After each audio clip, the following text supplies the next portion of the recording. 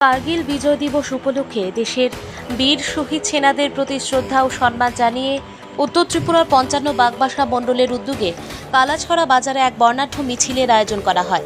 উক্ত কর্মসূচিতে প্রধান অতিথি হিসেবে উপস্থিত ছিলেন উত্তর জেলা বিজেপির সভাপতি কাজল দাস, ৫৫ বাগবাসা বিধানসভা কেন্দ্রের বিধায়ক যাদবলাল নাথ, মণ্ডল সভাপতি বিকাশ নাথ, বাগবাসা মণ্ডল সেক্রেটারি তপতি দাস, উত্তর জেলা social media convener Soma Das সহ বিজেপির বহু নেতাকর্মী।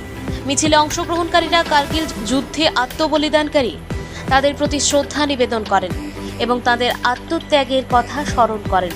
শ্রদ্ধাঞ্জলি নিবেদনের পর কালাছড়া বাজারে একটি প্রতিবাদ সভা ও মিছিল অনুষ্ঠিত হয়। সভায় বিজেপি নেতৃবৃন্দ বামফ্রন্ট ও কংগ্রেসের বিভিন্ন কর্মকাণ্ডের সমালোচনা করেন।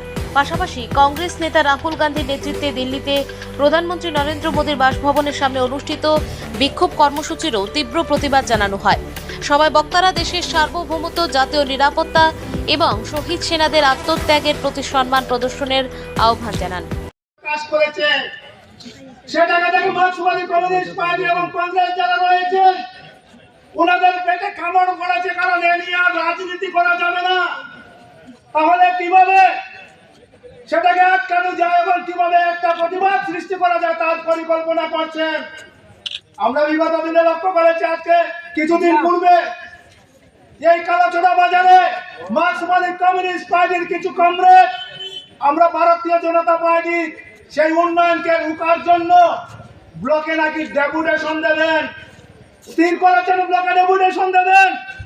কিন্তু আমরা কি লক্ষ্য করতে পারলাম, এখানে বাগবাসা বিধানসভার ভিতরে গুটি কয়েক মার্ক্সবাদী কমিউনিস্টের লিডার বলা যায় না, সমর্থক বাড়াতি করে ধর্মনগর থেকে ওনারা কমরেড বন্ধুদের নিয়ে এসেছেন, সেখানে ধর্নার জন্য লিপ্ত হবেন। আমি হুঁশিয়ারি দিতে চাই, সাধারণ মানুষের উন্নয়নের জন্য যদি মার্ক্সবাদী কমিউনিস্ট পার্টি বাধা সৃষ্টি করে, তাহলে ভারতীয় জনতা পার্টির প্রত্যেকটি কার্যকর্তা সেখানে মাঠে নেমে তার প্রতিবাদ করবে। আমরা দেখতে পেরেছি যেদিন ওনারা কালাছড়া ব্লকে ওনারা ডেপুটেশন নাকি দেবেন, ভারতীয় জনতা পার্টির হয়ে যারা গড় পেয়েছেন, ভারতীয় জনতা পার্টির পঞ্চায়েত থেকে যারা উপকৃত হয়েছেন, প্রত্যেকটা গ্রাম পঞ্চায়েতে থেকে সেখানে সাধারণ নাগরিক এসে তার প্রতিবাদের জন্য তৈরি হয়ে রুখে দাঁড়িয়েছে।